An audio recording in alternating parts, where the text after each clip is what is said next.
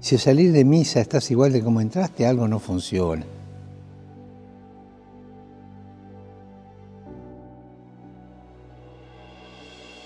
La Eucaristía es la presencia de Jesús, es profundamente transformadora. Jesús viene y te tiene que transformar. En ella es Cristo quien se ofrece, quien se da por nosotros, nos invita a que nuestra vida se alimente de Él y alimente la de nuestros hermanos.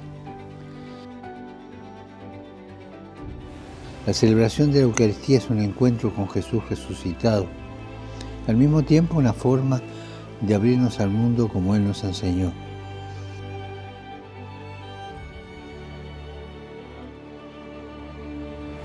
Cada vez que participamos en una Eucaristía, Jesús viene y Jesús nos da la fuerza para amar como Él amó.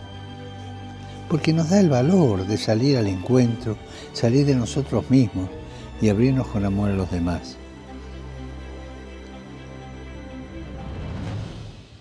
Oremos para que los católicos pongan en el centro de su vida la celebración de la Eucaristía, que transforma las relaciones humanas y abre al encuentro con Dios y con los hermanos.